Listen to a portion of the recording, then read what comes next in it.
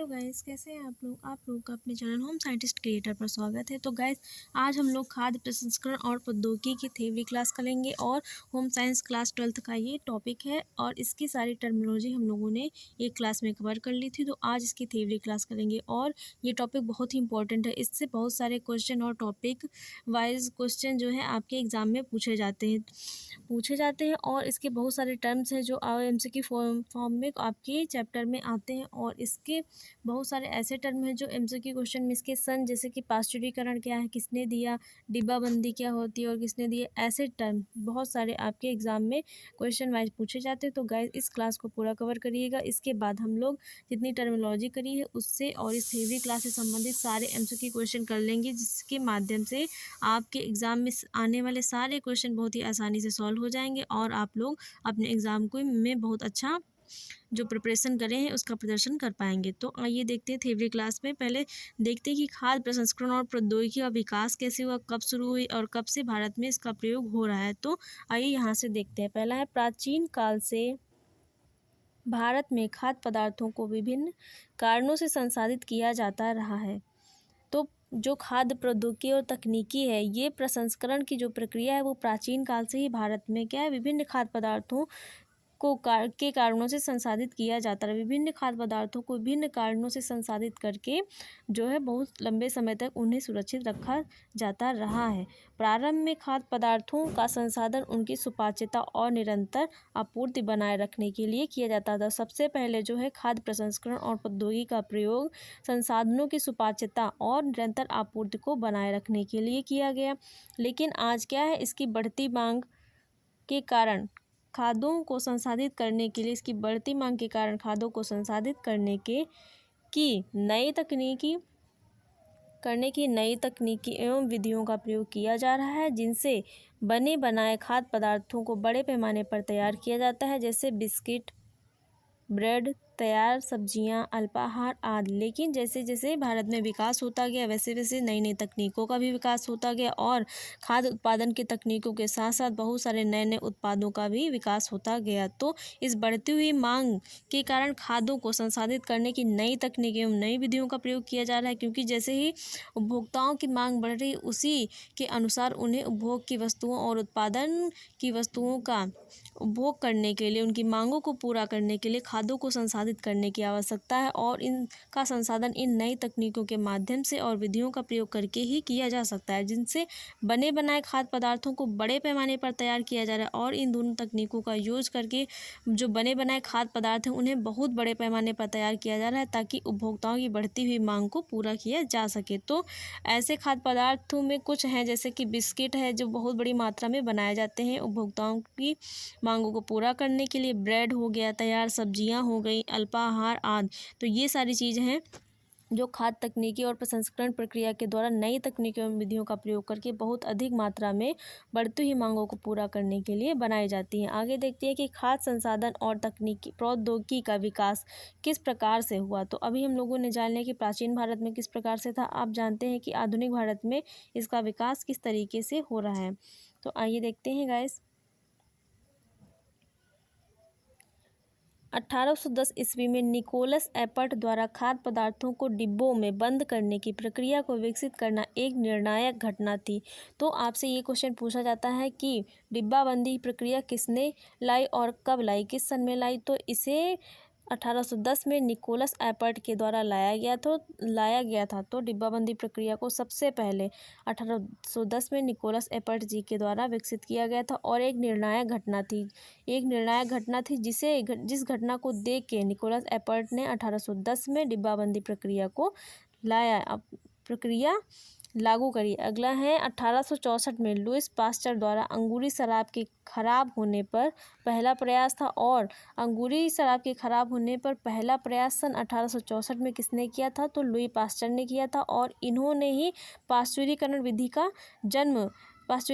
को जन्म दिया। तो लुईस पास्चर के नाम पर ही दूध को पाश्चुरीकृत करने की विधि का नाम पाश्चुरीकरण रखा गया है। तो इन्होंने पाश्चुरीकरण विधि को विकसित किया। तो किसने पाश्चुरीकरण विधि को विकसित किया, तो जब ऐसा क्वेश्चन पूछा जाएगा तो गाइस उसमें लुईस पास्चर का नाम देखने को मिलेगा आपको।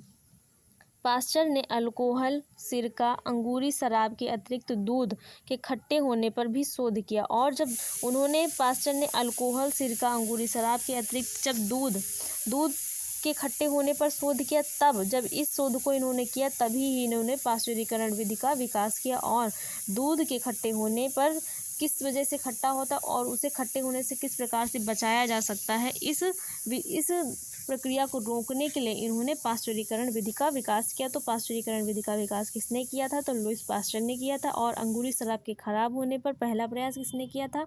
तो लुईस पास्चर ने किया था। कब किया था? 1864 में किया था।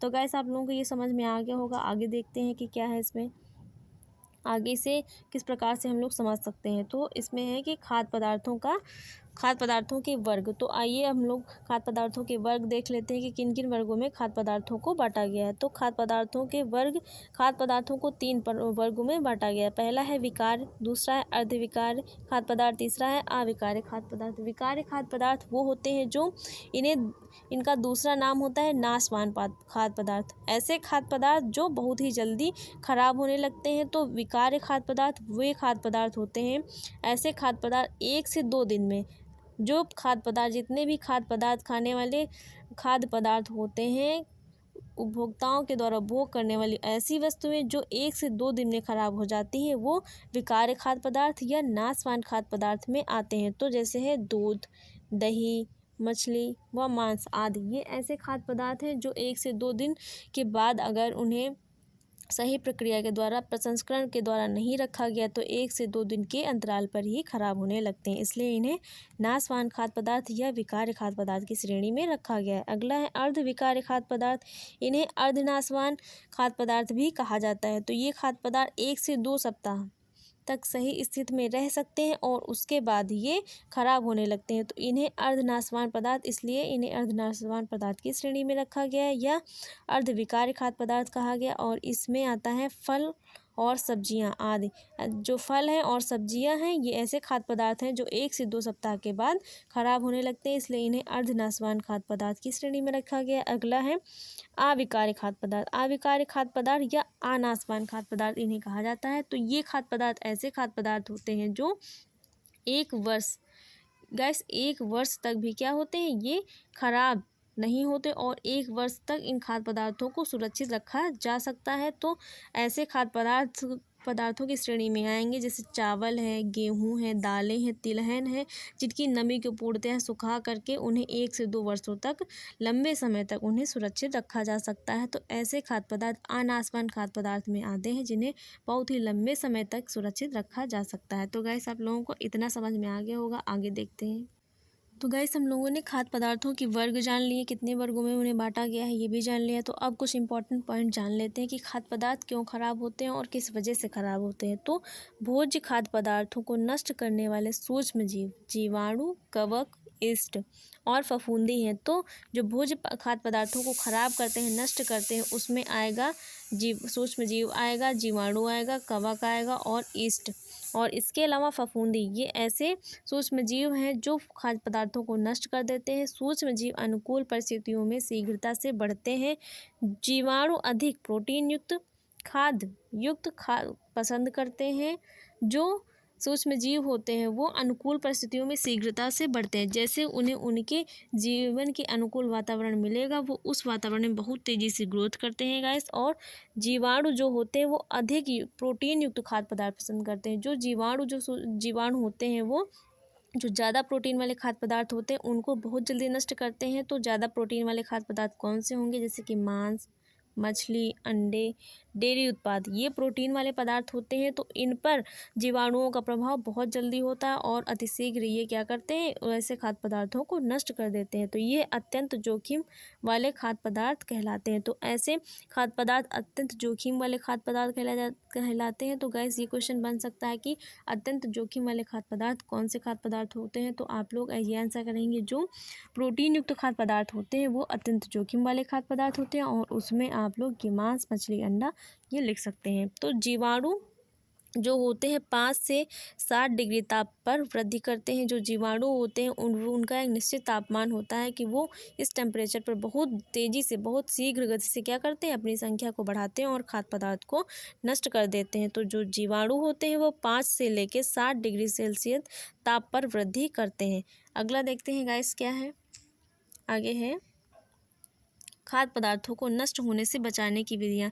तो अब हम लोग ये देखेंगे कि खाद्य पदार्थों को नष्ट होने से बचाने की कौन कौन सी विधियाँ, किन किन विधियों के माध्यम से हम खाद्य पदार्थों को नष्ट होने से बचा सकते हैं। तो पहला है ऊष्मा का अनुप्रयोग। ऊष्मा ताप के प्रयोग के द्वारा हम क्या कर सकते हैं, खाद्य पदार्थों को नष्ट होने से बचा सकते हैं। जल को हटाकर, उसकी नमी को हटाकर, उसके मॉइस्चर को हटा के, उसकी जितना भी मॉइस्चर है उसे सुखा करके, उसकी नमी को सुखा करके उस खाद्य पदार्थ को थोड़े समय के लिए हम क्या कर सकते हैं, नष्ट होने से बचा सकते हैं। जैसे कि जो नमी युक्त खाद्य पदार्थ होते हैं, जैसे कि गेहूँ हो गया, और ये जो नमी युक्त खाद्य पदार्थ, जो इतने अनाज होते हैं उनको धूप में सुखा करके उनकी नमी को ख़त्म करके हम लोग क्या कर सकते हैं, उन्हें लंबे समय तक सुरक्षित रखते हैं। इसके अलावा होगा भंडारण के समय ताप कम करना।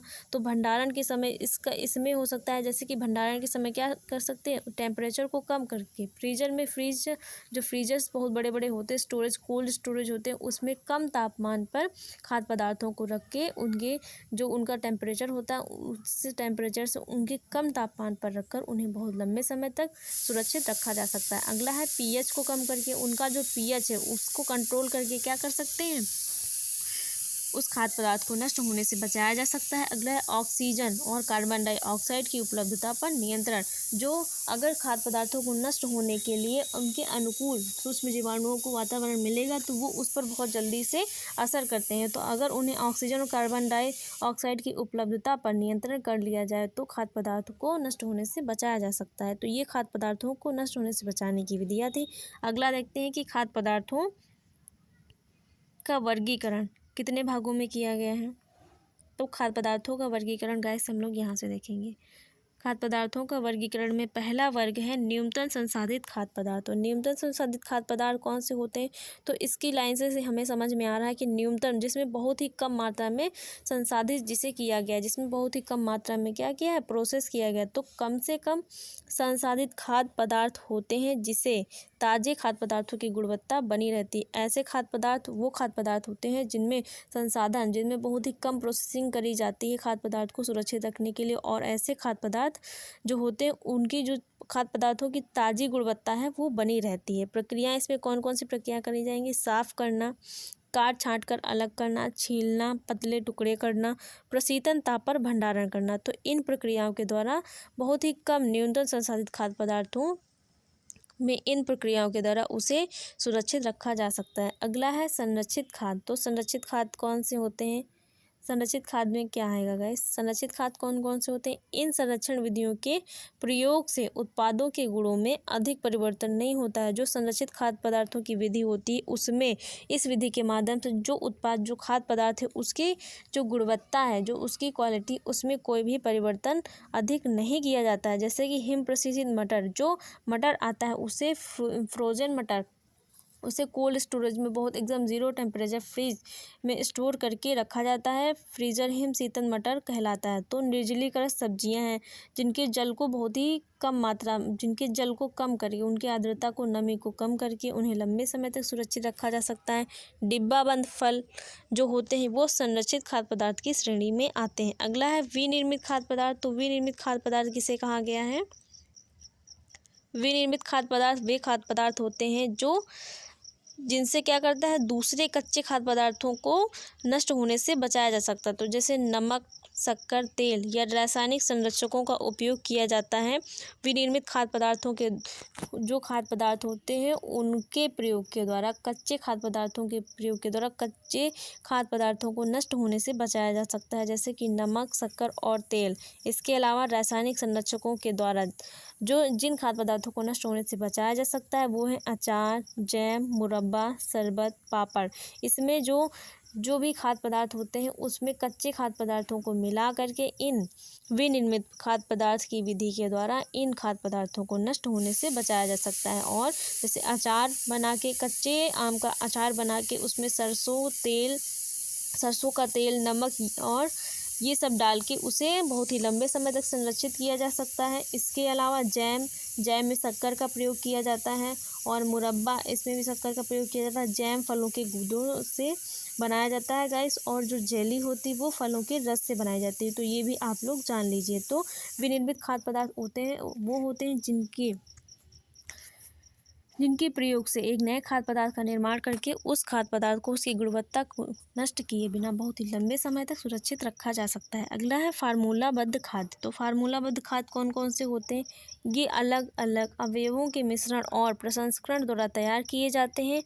तो फार्मूलाबद्ध खाद्य पदार्थ वो होते हैं जिनका एक विशेष फार्मूला होता है और उन्हें उस प्रोसेस के द्वारा गुजारा जाता है, और उस प्रोसेस के पूरा होने के बाद उन्हें एक नया खाद्य पदार्थ प्राप्त होता है और उसके मिश्रण से एक नए खाद्य पदार्थ को बनाया जाता है। तो जैसे कि डबल रोटी को क्या है, पहले खमीरीकृत किया जाता है, उसके बाद एक प्रोसेस होता है, खमीरीकरण का प्रोसेस होता है, उस प्रोसेस से गुजरने के बाद एक नया पदार्थ का रूप उसे दिया जाता है जिसे डबल रोटी कहा जाता है। अगला है बिस्किट और आइसक्रीम इत्यादि, ये फार्मूलाबद्ध खाद्य पदार्थ की श्रेणी में आते हैं। इसके बाद है खाद्य व्युत्पन्न गैस क्या होते हैं? इन खाद्य पदार्थों के संघटकों को कच्ची सामग्री से शोधन द्वारा प्राप्त किया जा सकता है। तो खाद्य व्युत्पन्न वो होते हैं जिनको कच्ची सामग्री के शोधन द्वारा प्राप्त किया जा सकता है। जब कच्ची सामग्री पर प्रोसेस किया जाएगा तो उसके द्वारा उस प्रोसेस के बाद हमें ये खाद्य पदार्थ प्राप्त होते हैं। जैसे कि गन्ने से शक्कर, जब गन्ने से क्या होता है, गन्ने से उसके रस को निकाला जाता है, फिर कच्चे गन्ने से उसके रस को निकाल के उस रस से क्या बनाई जाती है, शक्कर बनाई जाती है। और तिलहन से तेल, सरसों से तेल निकाल के, कच्ची सरसों जो होते हैं उससे तेल निकाल के, कच्चे सरसों से तेल निकाल के फिर वो तेल क्या होता है, खाद्य पदार्थों को बनाने में प्रयोग किया जाता है। तो खाद्य व्युत्पन्न वो होते हैं जो कच्चे खाद्य पदार्थों से उत्पन्न होते हैं, और उन खाद्य पदार्थों का प्रयोग हम विभिन्न भोजन या खाद्य पदार्थों को बनाने के लिए करते हैं। तो गाइस इतना आप लोगों को समझ में आ गया होगा। तो गाइस हम लोग अगला देखते हैं। अगला कौन सा है? संश्लेषित खाद्य पदार्थ। तो संश्लेषित खाद्य पदार्थ वे खाद्य पदार्थ होते हैं जिन्हें सूक्ष्म जैविक अथवा रासायनिक संश्लेषण द्वारा बनाए जाते हैं। वे खाद्य पदार्थ जो सूक्ष्म जैविक अथवा रासायनिक पदार्थों का उपयोग करके, बहुत सारे केमिकल्स का प्रयोग करके बनाए जाते हैं, वो संश्लेषित खाद्य पदार्थ कहलाते हैं। अगला है कार्यमूलक खाद्य पदार्थ। तो कार्यमूलक खाद्य पदार्थ वे खाद्य पदार्थ होते हैं जो मानव स्वास्थ्य पर लाभकारी प्रभाव डालते हैं। ऐसे खाद्य पदार्थ जो मानव स्वास्थ्य के लिए लाभकारी होते हैं और उनके स्वास्थ्य पर लाभकारी प्रभाव डालते हैं, तो वो कार्यमूलक खाद्य पदार्थ कहलाते हैं। अगले हैं चिकित्सकीय खाद्य पदार्थ। चिकित्सकीय खाद्य पदार्थ वे होते हैं जो एक विशेष स्थिति और विशेष बीमारी के अनुसार चिकित्सक की सलाह के अनुसार बनाए जाते हैं और व्यक्ति विशेष की स्थिति के अनुसार होते हैं, तो वो चिकित्सकीय खाद्य पदार्थ कहलाते हैं। तो ऐसे इनका उपयोग रोगों के आहार के प्रबंधन में किया जाता है और चिकित्सकीय खाद्य पदार्थों का उपयोग रोगों के उपचार में किया जाता है। जैसे कि एक उच्च रक्तचाप वाले व्यक्ति के चिकित्सकीय आहार प्रबंधन में उसके आहार में कम सोडियम वाले नमक का प्रयोग किया जाता है, तो ये चिकित्सकीय खाद्य प्रबंधन कहलाता है। तो गैस ये आप लोगों को समझ में आ गए होंगे खाद्य पदार्थों के वर्ग। अगला देखते हैं।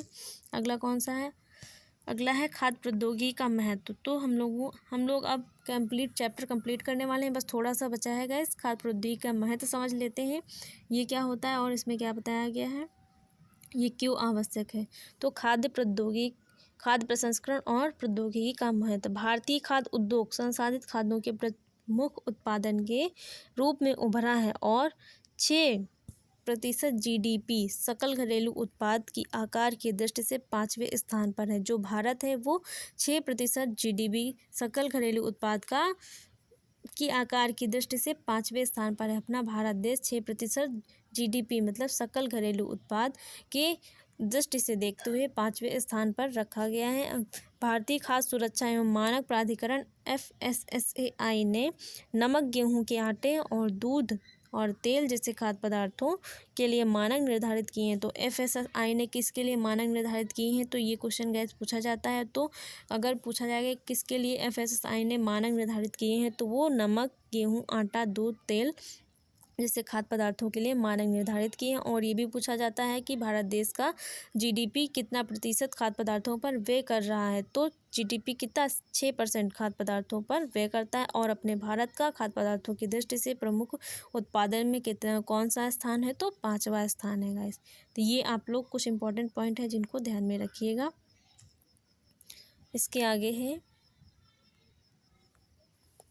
मधुमेह एवं हृदय संबंधी रोगों में बढ़ोतरी होने के कारण कई खाद्य पदार्थों में पोषक तत्वों की मात्रा बदल दी जाती है। तो जो मधुमेह है, मधुमेह और हृदय संबंधी रोगों में बढ़ोतरी होने के कारण खाद्य प्रसंस्करण और प्रौद्योगिकी तकनीक के द्वारा इस विशेष स्थिति को देखते हुए रोगी व्यक्ति के आहार में पोषक तत्वों की मात्रा बदल दी जाती है। तो जो मधुमेह और हृदय संबंधी रोगी होते हैं उनके आहार में उनके शारीरिक स्थिति के अनुसार, विशेष स्थिति के अनुसार चिकित्सकीय खाद्य प्रबंधन किया जाता है, जिस खाद्य प्रबंधन के अनुसार उनका जो खाद्य पदार्थ, उनका जो चिकित्सकीय आहार है उसमें उनकी बीमारी और उनकी शारीरिक स्थिति को देखते हुए पोषक तत्वों की मात्रा को बदल दिया जाता है। चीनी के स्थान पर, जैसे मधुमेह का रोगी है तो उसमें चीनी के स्थान पर कृत्रिम मिठास का प्रयोग करना चाहिए। तो जो मधुमेह का रोगी उसे चीनी अधिक मात्रा में नहीं लेनी चाहिए, क्योंकि चीनी मधुमेह जो होता है उसमें चीनी की मात्रा कम प्रयोग करने के लिए कहा जाता है, क्योंकि चीनी के प्रयोग से ग्लूकोज का स्तर बहुत अधिक बढ़ जाता है, जिससे मधुमेह रोग और अधिक बढ़ जाता है। तो चीनी के स्थान पर कृत्रिम मिठास प्रयोग करने की सलाह दी जाती है। इसके लिए चिकित्सकीय आहार प्रबंधन का उपयोग किया जाता है। तो गाइस, आप लोगों को ये क्लास कैसी लगी? अगर क्लास अच्छी लगी हो तो वीडियो को लाइक, शेयर और चैनल को सब्सक्राइब करना मत भूलिएगा। मिलते हैं गाइस नए वीडियो में और इसके एमसीक्यू क्वेश्चन के साथ। तो बहुत ही अच्छे एमसीक्यू क्वेश्चन हम लोग लगाएंगे। तो गाइस, मिलते हैं नई वीडियो में। Thanks for watching guys.